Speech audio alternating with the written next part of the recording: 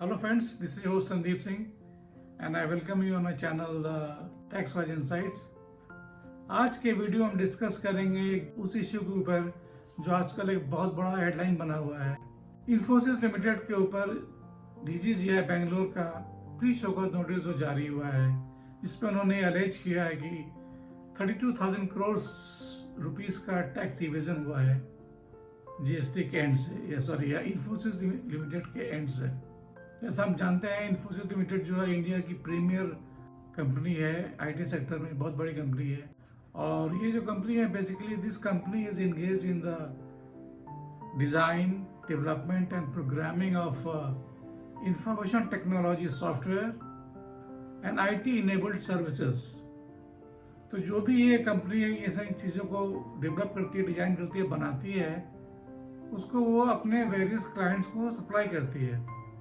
And many of its clients are outside India. So to cater to these clients, what the Infosys Limited has done, it has established many branches outside the country. In all the countries where they have got clients from, in those countries, Infosys Limited has established its branches. इनके जो branches होते हैं, उनका ये काम होता है कि जो भी प्रोजेक्ट है, जो क्लाइंट्स प्रोजेक्ट प्रोक्योर कर रहा है इन्फोसिस के माध्यम से, उसको कोऑर्डिनेट करना क्लाइंट के साथ, प्रोजेक्ट को देखना कि प्रोजेक्ट कंप्लीशन की तरफ जा रहा है, it is executed in a very efficient manner. कुछ कंसल्टेंसी सर्विस देनी है तो वो देते हैं लोग, लीगल सर्विसेज है। So everything related to the coordination, implementation, execution, all these things, to see to it that these the projects are executed in a very efficient manner to the satisfaction of the clients। तो ये जो सारा काम है, ये जो branch offices हैं company के, वो करते हैं। DGGI means directorate general of GST intelligence Bangalore. इनका ये मानना है कि ये जो ब्रांचेस हैं इन्फोसिस के, दे आर डिस्टिंक्ट पर्सन्स। तो सेक्शन 211 जो है, दैट डील्स बेसिकली यहाँ दो सेक्शन के वायलेशन हुए हैं। पहला जो सेक्शन है that is 211, that is import of services, and the second section is explanation 1 to section 8। तो DGGI का जो केस है, ये बेसिकली इन्हीं दोनों सेक्शन के ऊपर बेस्ड है। Explanation 1 to section 8 IGST act 2017, उसका ये कहना है कि उसके हिसाब से ये जो ब्रांचेस हैं इन्फोसिस लिमिटेड के, they are distinct persons because they are established in foreign countries and they provide different type of services to the clients. And इनका जितना एक्सपेंडिचर होता है इन ब्रांचेस का towards running its operations there, ये जो सारा एक्सपेंडिचर है, it is borne by the company. जो इन्फोसिस लिमिटेड है, वो सारा खर्चा उठाती है।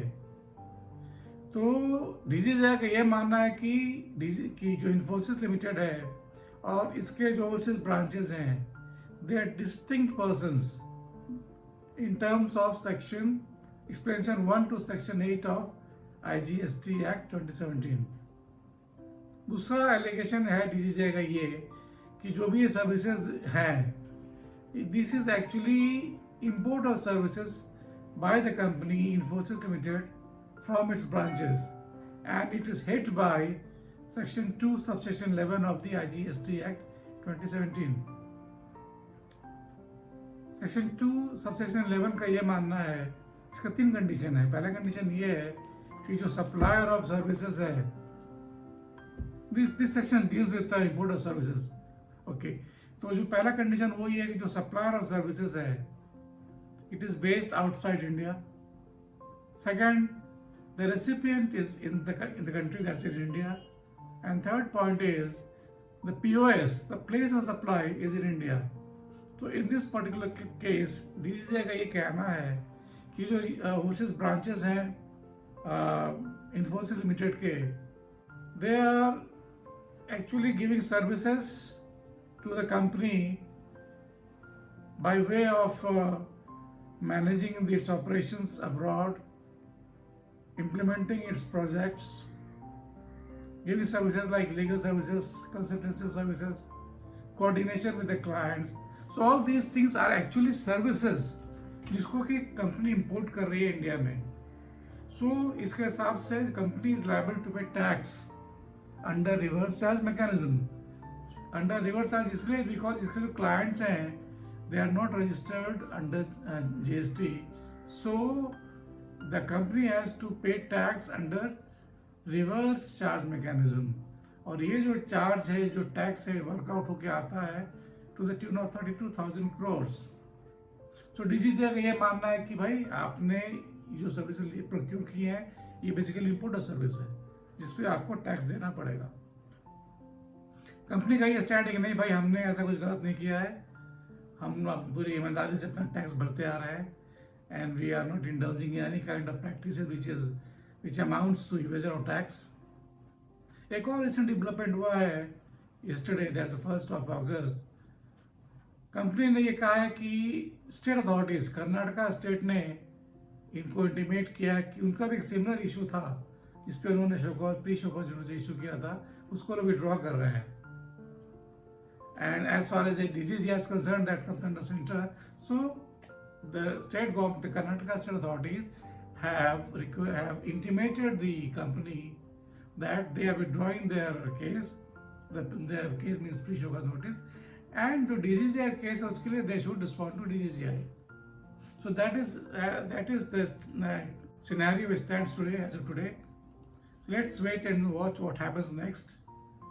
So ये तो basically case है. अगर आपको ये वीडियो पसंद आया तो प्लीज़ इसको लाइक ज़रूर कर दें, और अभी तक चैनल को सब्सक्राइब नहीं किया then please subscribe the channel, it will help the channel grow. कुछ क्वेरी है तो you can write in the comment box. Any query related to GST matters, customs matter, money laundering matters, you can post in the comment box and I will be more than happy to answer to your queries, and I'll be posting whatever happens in the GST matters, payment matters and the custom matters to update you guys, to keep you guys updated. See you in the next video. Till then, take care of yourself. Bye bye.